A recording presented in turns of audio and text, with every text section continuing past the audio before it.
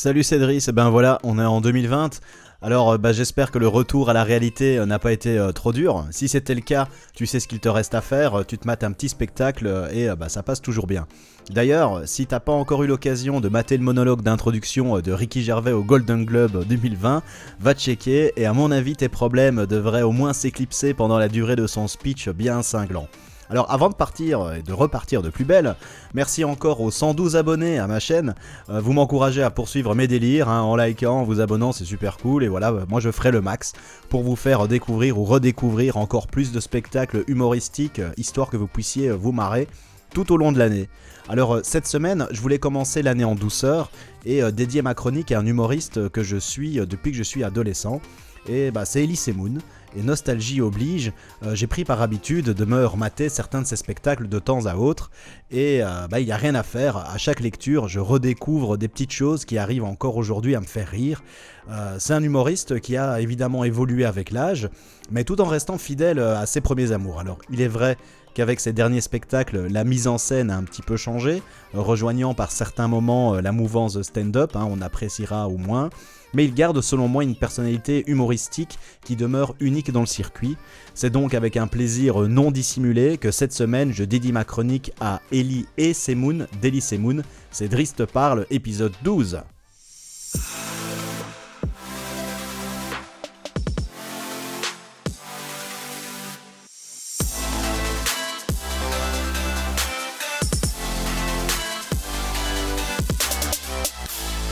Alors, Elie et Semoun, c'est son premier spectacle solo. On est en 1999, Elie a 35 ans.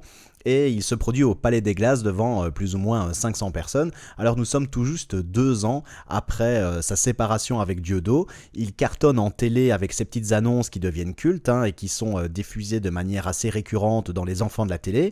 Et c'est donc accompagné de Franck Dubosc dans l'écriture et de Muriel Robin pour la mise en scène qu'il se met seul en spectacle pour la toute première fois. Alors j'ai choisi ce spectacle déjà parce que c'est son premier, je trouve qu'il est frais. Et il est très révélateur du futur parcours de l'humoriste. D'ailleurs, si tu as lu ou as écouté toutes les déclarations qu'Elie a pu faire durant ces 20 dernières années, tu retrouveras déjà dans son premier spectacle l'essence de ce qu'il partagera avec nous bien des années plus tard. Alors la force d'Elie, c'est incontestablement son interprétation. Le comique corporel est omniprésent et permet au personnage qu'il nous joue de prendre vie, et il fait ça avec une justesse de dingue. Tu sens directement qu'à la base, c'est un mec qui doit être vraiment très sensible, réservé et avec énormément d'empathie, et que tel une éponge, il a absorbé l'intégralité des manies et des comportements des gens, quasiment en scannant tout autour de lui, pour construire ses personnages. Alors c'est donc à travers la reproduction et l'exagération surtout de tous ses tics de langage, de ses intonations et de ses mimiques, qu'il arrive à partager avec nous des choses et des idées qu'il aurait peut-être eu plus de mal à exprimer sans l'existence de ces personnages fictifs.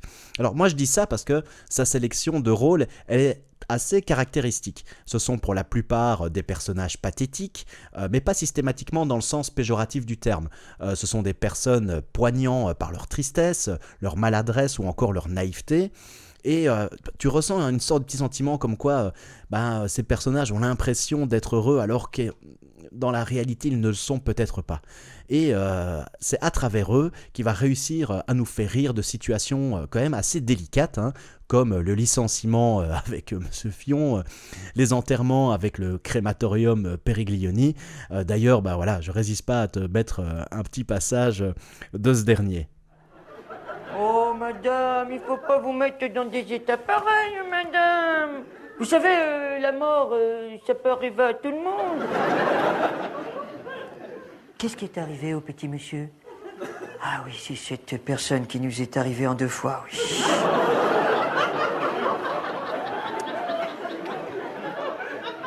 Comme je dis souvent, madame, un train peut en cacher un autre.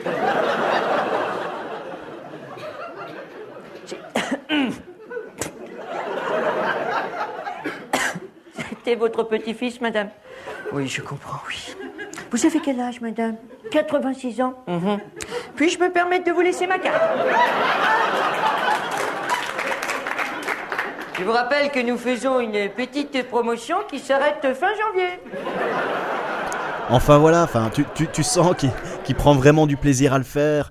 C'est hyper agréable. Et si tu prêtes attention au fond, tu vas te rendre compte qu'outre ces petites blagounettes, toutes ces blagues cosmétiques, ces sketchs ont une sorte de ligne de fond assez commune, à savoir l'hypocrisie, la mauvaise foi et le mensonge, tous ces vices qui sont malheureusement omniprésents dans notre société.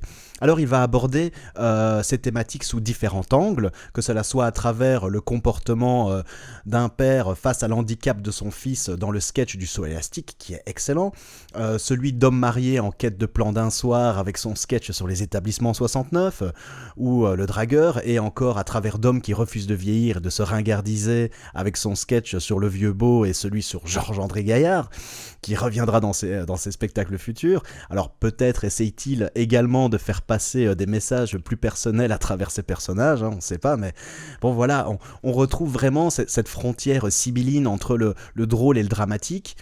On peine presque par moment, quand on rigole, à définir le réel foyer du rire. Par exemple, dans son sketch sur le galopin, comme un petit galopin par exemple, on pourrait même faire un parallèle avec un côté plus burlesque qu'on pouvait retrouver chez Charlie Chaplin, un décalage entre la tonalité et le sujet traité. Quand on écoute le gars, tout ce qu'il raconte est totalement dénué de toute logique psychologique, et le ressort comique, outre l'interprétation qui est, je trouve, juste excellente, est basé sur cette surprise liée à la réaction physique violente et totalement disproportionnée du gars. Je vais te glisser un petit extrait justement où le galopin se fait interpeller par la police. Concernant quoi, monsieur le commissaire? Qu'est-ce que ça veut dire, violet? Violet, vous voulez dire comme la couleur? Oui, et affirmatif, oui, moi j'étais consentant. Ça c'est sûr. La personne féminine, je ne peux pas vous garantir. Disons qu'elle avait l'air pressée, ça c'est sûr. Et c'est quand elle est tombée dans les pommes que c'est là que j'ai entamé la conversation. Je l'ai tapé, monsieur le commissaire. Je l'ai fait mal. Décapité. Décapité, vous voulez dire la tête? Principalement la tête. Oh là là, c'est pas bon ça. On va en prison pour ça, non? Non, mais c'est pas moi qui a fait ça. Mais non, c'est pas moi. Mais non, j'étais pas là, moi. J'étais en vacances dans le Jura. Ah, ça s'est aussi passé dans le Jura? Est-ce que je pourrais avoir un petit Fanta? Non, non, je reconnais pas le fusil, non. La perceuse, par contre, oui, c'est à moi, oui. La baramine aussi, oui.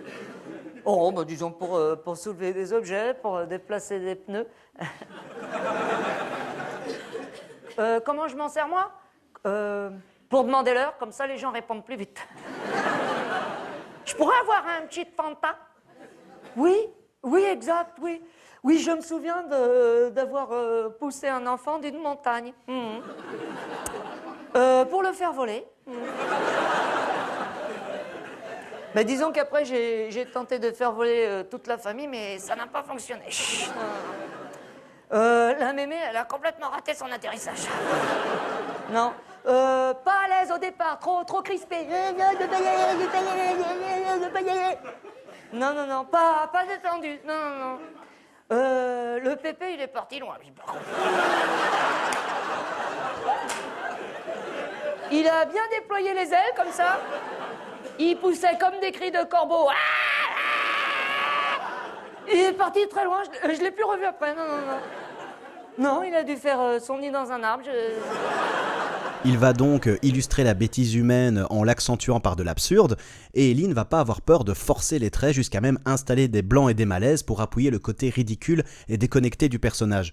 Une des choses que j'apprécie énormément chez lui, et qui peut être également dangereux, j'y reviendrai plus tard, c'est qu'il adresse des thématiques qui sont transversales dans nos contrées occidentales, et comme elles sont déconnectées de l'actualité, ça confère à ces sketchs une notion d'intemporalité. Il faut bien se rappeler que ces sketchs, ils ont aujourd'hui plus de 20 ans, et franchement, à mes yeux, ils n'ont pris que quelques rides, et encore, ce seraient des rides du sourire, hein. Il demeure tout à fait valable et intelligible, et quand je vois certains de ces personnages et l'authenticité qu'ils dégagent, ils me font directement penser à des protagonistes qu'on aurait pu voir dans l'émission cultissime Striptease. Et il arrive à faire tout ça, mais sans déguisement superflu. Il le fera peut-être plus tard, mais dans ce spectacle-là, c'est un simple accessoire, hein. Tantôt une veste, tantôt un bloc-notes lui suffiront à servir de support pour incarner ces différents individus.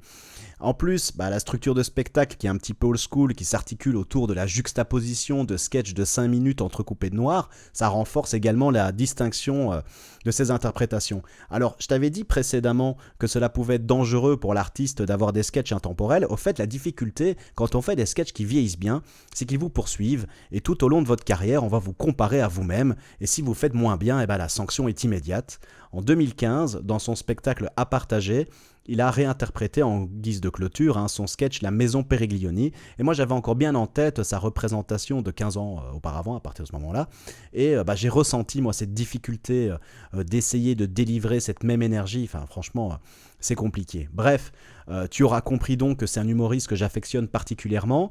Il va trouver son inspiration dans l'humour noir. Cependant, contrairement à beaucoup d'artistes que j'ai couverts précédemment, son interprétation, l'intégration d'éléments absurdes, la légèreté et la bienveillance qu'il arrive à dégager de ses prestations, franchement, on se rend même pas compte qu'il puise son inspiration dans ce registre. D'ailleurs, j'ai envie de te glisser directement un dernier petit extrait où il interprète un RH qui procède à des licenciements. Alors, Fournier, tu es viré. Je veux plus la voir, celle-là. Qu'est-ce que nous avons? Oui, Ponton. Alors, Ponton, en plus, ça veut rien dire, son nom. Alors, lui, ça fait 6 mois qu'on l'a pas vu. Tranquille, en vacances. Ça fait 6 mois qu'on l'a pas vu. Comment, monsieur Grandjean? Il est décédé? Oui, mais là, monsieur Grandjean, tant qu'il n'est pas là, il est absent, hein. Ah, oui, mais quand même, hein. Alors, qu'est-ce que je mets? Licenciement pour cause de décès suivi de mort. Voilà. Service comptabilité, mademoiselle Catin. Alors, elle porte bien son nom, celle-ci, hein. Alors, elle habite aux toilettes, cette petite jeune fille. Écoutez, il y a tout le temps fourré, monsieur Grandjean. Et vas-y, que je te tire la chaise d'eau. Et vas-y, que je te tire la chaise d'eau. On se croirait aux chutes de l'Himalaya, là. Non! Enfin, on ne vient pas au bureau pour effectuer ses besoins d'un tyro. Hein? Bon, alors, virez celle-là, je veux plus la voir. Ah oui, alors j'ai gardé le meilleur pour la fin, monsieur Grandjean. Blatini. Blatini, alors lui, c'est la cerise sur le bateau. Alors là, depuis que je lui ai annoncé son licenciement surprise, il est pas à l'aise dans ses pantoufles, cet homme-là. Écoutez, ce matin, je le croise en couloir, je dis bonjour Jean-Paul, ça s'organise bien le chômage? Il l'a mal pris, dis donc. S'est approché de moi, il m'a craché des noix de cajou au visage, comme ça. Dis donc, alors j'ai des dents, À ton âge... non, je l'ai déjà dit ça. Hein? Bon... Et voilà, ça c'est du Ellie tout craché, l'absurde et le décalé qui prennent le pas sur le côté dramatique de la situation. D'ailleurs, je suis à peu près sûr que durant ma chronique, il y a eu au moins un moment où tu t'es dit il parle bien d'Elysée Moon là, mais je t'assure, si tu prends bien le temps de porter attention aux petits détails, tu te rendras compte à quel point ces interprétations qui peuvent paraître au premier abord légères et déconnectées de la réalité sont au contraire très riches de sens. Je t'invite chaleureusement à aller voir ce spectacle. Alors, pour une fois, ça va pas être simple parce qu'il n'est pas disponible sur des services de streaming légaux. Il n'est non plus pas évident à trouver sur des trackers annexes. Mais cependant, voilà, comme je te kiffe, j'ai pris le temps de répertorier l'intégralité des morceaux de ces spectacles et j'ai mis tous les liens dans ma description YouTube. Alors, je suis bien conscient que le fait de devoir chaque fois cliquer et de voir le spectacle en morceaux, ça va clairement altérer ton plaisir. Mais à mes yeux, franchement, ça vaut vraiment la peine de se donner un petit peu de mal. D'ailleurs, en plus, je lui ai envoyé un petit tweet pour lui dire qu'il n'y avait pas moyen de choper son spectacle. On sait jamais. Enfin voilà, là-dessus, je te laisse. J'étais content de te retrouver pour démarrer 2020 et je te dis à la semaine prochaine. Et d'ici là, ne te prends pas trop la tête et n'oublie pas de te marrer.